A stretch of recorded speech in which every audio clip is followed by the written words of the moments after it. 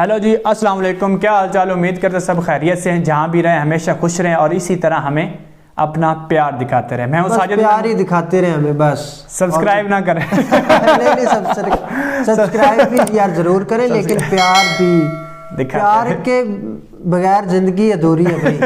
प्यार भी दिखाते रहे। इसी तरह हमें अपना प्यार दिखाते रहे। मैं हूँ साजिद। मैं हूँ दानियाल। आज हम जिस वीडियो पे रिएक्ट करने जा रहे हैं वो है एमका। जनरेशन वाइज तरक्की वाली बात है। एमका विल बी फ्लाइंग इन 2024। देखते हैं वीडियो में क्या है। ये वीडियो तरक्की दुनिया की किए जा रही है और हम बस देखते जा रहे हैं। नई चीजें बनाई जा रही है। अब देखते हैं ये क्या चीज है। वीडियो स्टार्ट करते हैं। 1 2 3 लेट्स गो।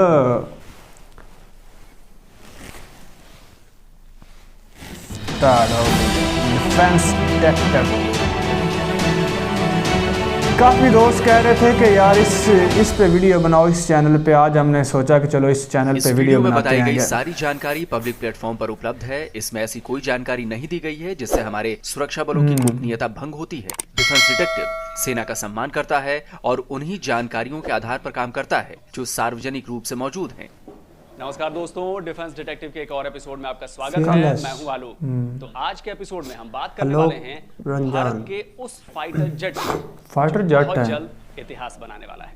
जी हां, हम बात कर रहे हैं भारत के स्वदेशी 5th generation stealth fighter jet AMCA की। भारत का ये ड्रीम प्रोजेक्ट बस 3 साल दूर रह गया है। साल 2024 वो साल है जब भारत का पहला स्वदेशी स्टेल्थ फाइटर जेट अपने हैंगर से बाहर आएगा और इसके ठीक एक साल बाद 2025 में दुनिया AMCA यानी एडवांस्ड मीडियम कॉम्बैट एयरक्राफ्ट की पहली उड़ान देखेगी। एमका की उड़ान भारत को अमेरिका, रूस और चीन के साथ खड़ा कर देगी। एमका वैसे तो 5th जनरेशन वाला फाइटर जेट होगा, लेकिन इसमें कई ऐसी खूबियां हैं जो 6th जनरेशन वाली होंगी। 6 मतलब 6 ही हुआ ना यार। ये मैं आपको पूरी डिटेल से बताऊंगा, लेकिन पहले जल्दी से जान लेते हैं एमका की बेसिक टेक्निकल स्पेसिफिकेशंस क्या हैं। एमका एक सिंगल सीट डबल इंजन वाला फाइटर जेट है। ये 5.5 जनरेशन वाला मीडियम वेट कैटेगरी का लड़ाकू विमान है। ये multi role all weather fighter jet है। मैक्सिमम पेलोड के साथ इसका वजन 25 टन होगा। AMCA अपने साथ 7 टन तक की मिसाइलें और बम कैरी कर सकेगा। इसकी मैक्सिमम सर्विस सीटिंग 65,000 फीट होगी। इसकी कॉम्बैट रेंज 1620 किलोमीटर। इसकी रफ्तार आवाज से 2 गुनी यानी मैक 2.15 की होगी। इसमें मैक 1.8 की रफ्तार से सुपर क्रूज करने की क्षमता होगी। यानी AMCA आफ्टर बर्नर का इस्तेमाल किए बिना कम ईंधन में सुपरसोनिक रफ्तार से लंबी दूरी तक उड़ान भर सकेगा। मतलब ये पूरे पाकिस्तान में कहीं भी और चीन में काफी अंदर तक घुसकर वार कर सकता है। एमका को इस तरह से डिजाइन किया गया है जिससे दुश्मन के रडार पर वो बिल्कुल ना के बराबर नजर आए। यानी जिस मटेरियल से, जिस कंपोजिट मटेरियल से उसे बनाया जाएगा, उसका एयरफ्रेम डिजाइन किया जाएगा और उस पर जो स्पेशल पेंट लगाया जाएगा, वो क्या करेंगे कि दुश्मन के रडार से जो वेव्स आ रही होंगी या तो उन्हें वो एब्जॉर्ब कर लेंगे या फिर उन्हें डिफ्लेक्ट कर देंगे। एमका में बर्फी की तरह दिखने वाले ट्रेपेजोडियल विंग्स लगे होंगे जिसमें एयर ड्रैग बहुत कम होता है। इससे फाइटर जेट को सुपरसोनिक रफ्तार से क्रूज करने में मदद मिलेगी। इसी तरह के डिजाइन का इस्तेमाल पहली बार अमेरिकी F-22 रैप्टर विमान में किया गया था। मेरे ख्याल ज्यादातर ये जो है ना परिंदों की शक्ल वाले 2 फिक्स्ड वर्टिकल टेल्स लगे हैं जिसका आकार पेलिकन नाम के समुद्री पक्षी के पंखों की तरह है। ये विमान को उड़ान के दौरान स्थिर रखेगा। एमका के एयर इंटेक को भी ऐसे डिजाइन किया गया है कि ये रडार पर न दिखाई दे। एयर टू एयर रिफ्यूलिंग के लिए विमान में रिट्रैक्टेबल ऑयल इनलेट होगा जो तेल भरने के बाद विमान के एयर फ्रेम के अंदर चला जाएगा। इस तरह की तकनीक का इस्तेमाल तेजस मार्क 1A में भी करने की तैयारी है। एमका में हथियारों को ले जाने के लिए 2 इंटरनल बे होंगे जिसे हमारे इंजीनियर्स तैयार भी कर चुके हैं। यही नहीं, अगर जरूरत पड़ी तो एमका में एक्सटर्नल पॉड भी लगाने की सुविधा होगी जिससे स्टैंड ऑफ वेपन्स और एक्स्ट्रा फ्यूल टैंक को भी अटैच किया जा सकेगा। एमका के इंजन एग्जॉस्ट को भी ऐसे डिजाइन किया गया है जिससे हीट सिग्नेचर कम से कम हो। इसके अलावा एमका के पीछे की तरफ 2 सुपर फ्लेक्सिबल हॉरिजॉन्टल कनार्ड्स भी होंगे जो विमान को किसी भी दिशा में मोड़ने और रफ्तार को नियंत्रित करने में मदद करेंगे। एमका को दुश्मन के इलाके में चुपचाप घुसकर प्रिसिजन स्ट्राइक करने और एयर डिफेंस सिस्टम को तबाह करने, एनिमी के एयर स्पेस को कंट्रोल करने के लिए डिजाइन किया गया है। ये हवा से हवा और हवा से जमीन पर अचूक हमला करने में माहिर होगा। इस पूरे प्रोग्राम की शुरुआत हुई थी MCA यानी मीडियम कॉम्बैट एयरक्राफ्ट के तौर पर। इसके तहत जैगुआर और मिराज जो इस वक्त इंडियन एयरफोर्स में हैं, उनको रिप्लेस किया जाना था। लेकिन साल 2010 में इस पूरे प्रोग्राम पर फिर से पुनर्विचार हुआ और फिर इसे एडवांस्ड मीडियम कॉम्बैट एयरक्राफ्ट में तब्दील कर दिया गया और इस वक्त एमका प्रोग्राम एडवांस स्टेज में पहुंच चुका है। एमका प्रोग्राम की फिजिबिलिटी स्टडी पूरी हो चुकी है। डिटेल डिजाइन फेज का काम खत्म होने वाला है। अब इंतजार है शुरुआती 4 प्रोटोटाइप बनाने के लिए 15,000 करोड़ रुपए की फंडिंग का। पिछले साल चीन के साथ हुई झड़प के बाद सरकार एमका को सबसे ज्यादा हाई प्रायोरिटी वाले प्रोजेक्ट के तौर पर आगे बढ़ा रही है, जिसका इशारा हाल ही में वायुसेना प्रमुख आरकेएस भदौरिया ने किया। 19 जून को तेलंगाना के वायुसेना अकादमी में आयोजित कंबाइंड ग्रेजुएशन परेड में एयर चीफ ने कहा कि क्षमता बढ़ाने के लिहाज से राफेल और LCA तेजस के बाद हमने 2-3 बड़े कदम उठाए हैं। इसमें एमका सबसे अहम है। 5वीं पीढ़ी के इस एयरक्राफ्ट को देश में बनाने का निर्णय ले लिया गया है। इसे DRDO तैयार करेगा। एमका को तेजस की ही तरह PPP मॉडल पर तैयार किया जा रहा है, यानी इसे बनाने में सरकारी और निजी दोनों तरह की कंपनियां शामिल हैं। एमका का डिजाइन और डेवलपमेंट का काम DRDO की लैब एरोनॉटिकल डेवलपमेंट एजेंसी ने किया है।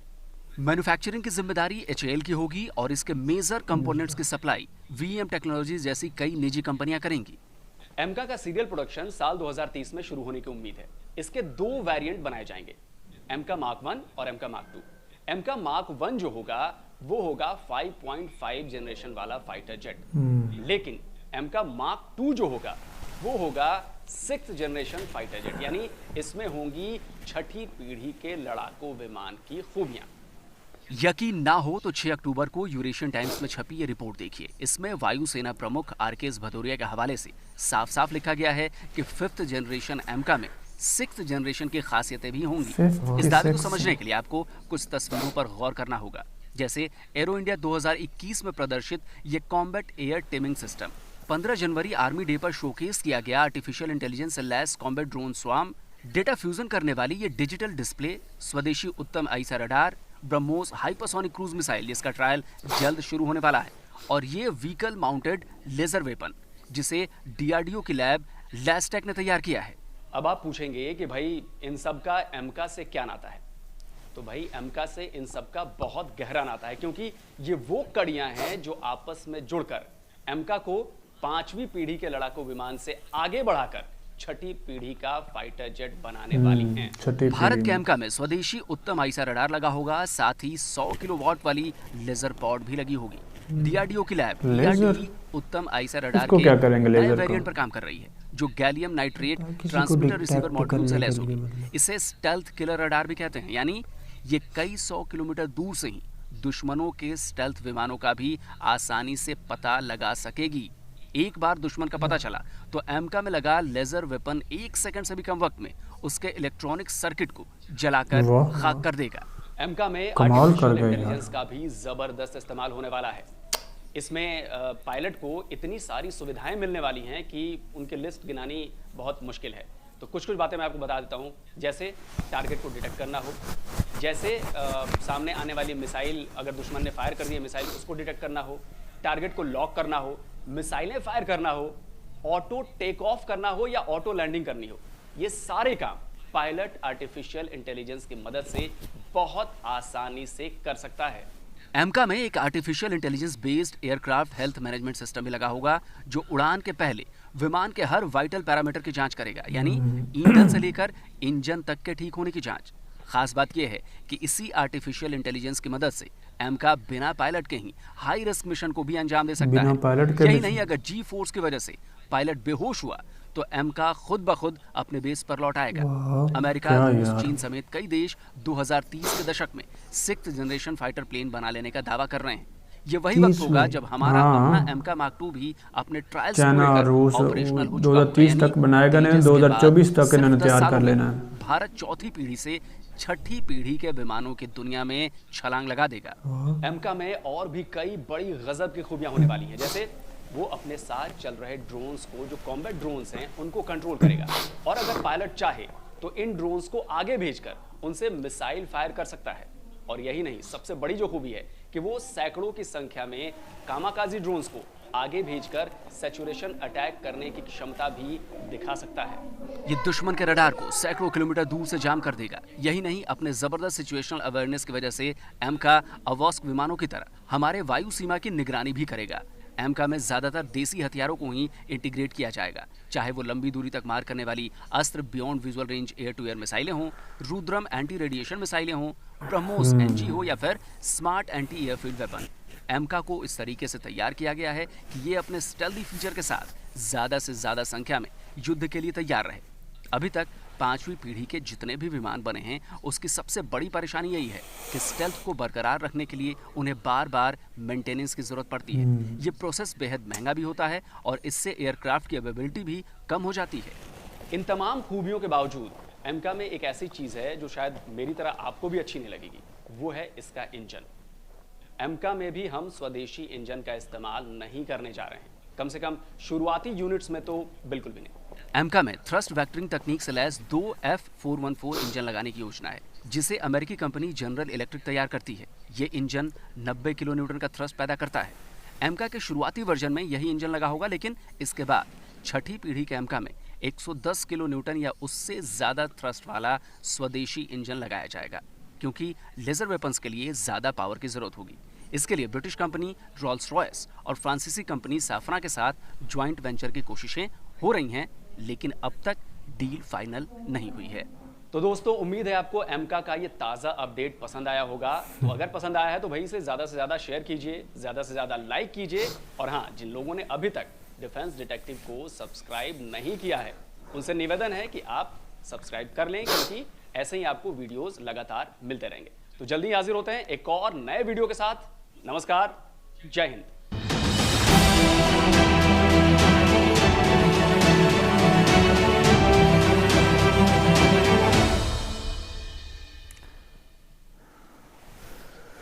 लो जी, वीडियो थी इतनी।